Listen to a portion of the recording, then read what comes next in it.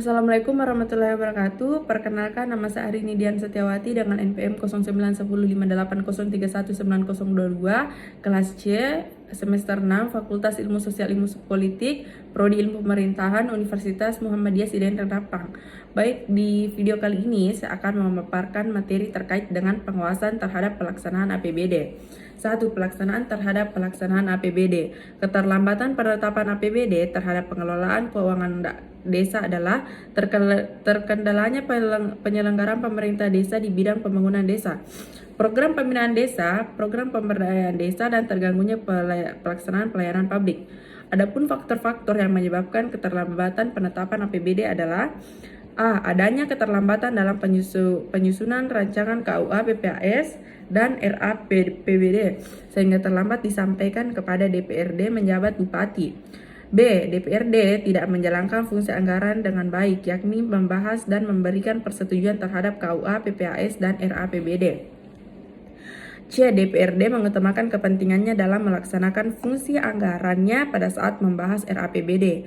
D. Adanya ketidakpercayaan dari DPRD terhadap penjabat atau eksekutif dalam penyusunan APBD.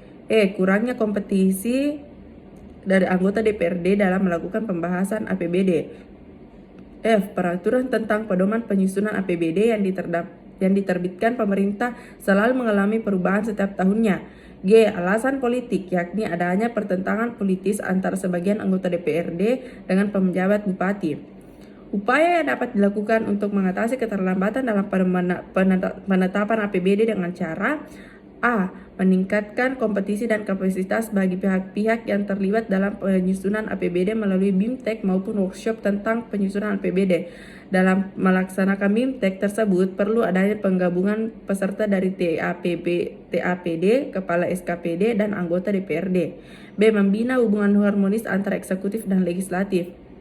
Eksekutif atau bupati dalam hal ini perlu melakukan kompromi-kompromi politik dengan anggota DPRD, yakni memberikan ruang lebih dalam proses pengalokasian anggaran. Semua tetap harus didasarkan pada kepentingan masyarakat. C. Pemerintah pusat perlu membuat aturan yang lebih tegas terhadap pihak-pihak yang terlibat dalam penyusunan APBD apabila APBD ditetapkan terlambat, tidak hanya sanksi yang bersifat administratif. D. Peraturan tentang pedoman penyusunan APBD yang diterbitkan setiap tahun perlu ditinjau ulang oleh pemerintah pusat. Konsistensi aturan dalam penyusunan APBD yang diharapkan akan memudahkan bagi pihak-pihak yang terlibat dalam penyusunan APBD. Selain itu, peraturan-peraturan terkait dana dari pemerintah yang paling atas sebaiknya dikeluarkan tepat waktu, tidak melebihi proses penyusunan APBD.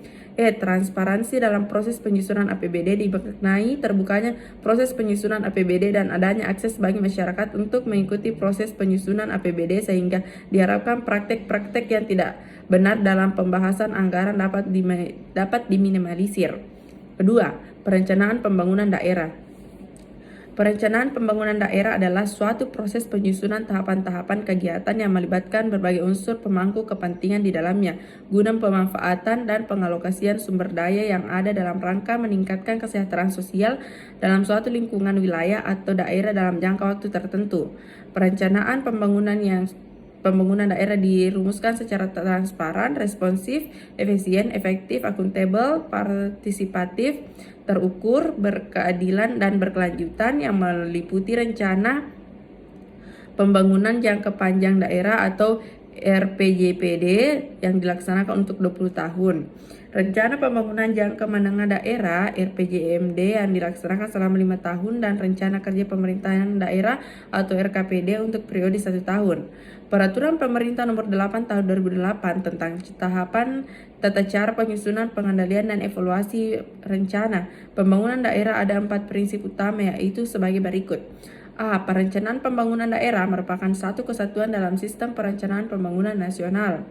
Perencanaan pembangunan daerah dilakukan pemerintah daerah bersama pemangku kepentingan berdasarkan peran dan kewenangan masing-masing. C. Perencanaan pembangunan daerah mengintegrasikan rencana tata ruang dengan rencana pembangunan daerah. Rencana pembangunan daerah dilaksanakan berdasarkan kondisi dan potensi yang dimiliki masing-masing daerah sesuai dinamika perkembangan daerah dan nasional. 3. Keuangan dan aset daerah. Aset adalah sumber daya ekonomi yang dikuasai dan atau dimiliki oleh pemerintah sebagai akibat dari peristiwa masa lalu yang dari mana manfaat ekonomi atau sosial di masa depan diharapkan dapat diperoleh baik oleh pemerintah maupun masyarakat. Dalam Permendagri nomor 17 tahun 2007 bahwa yang dimaksud dalam pengelolaan barang daerah adalah suatu rangkaian kegiatan dan tindak terhadap daerah yang meliputi: 1. Perencanaan kebutuhan dan penganggaran, 2. Pengadaan, 3. Penerimaan, penyimpanan dan penyaluran, 4. Penggunaan, 5.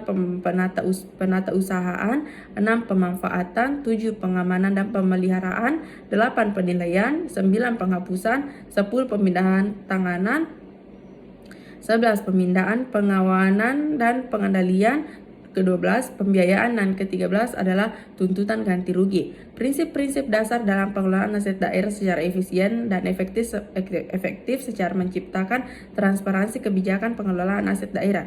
3 prinsip dasar itu adalah sebagai berikut.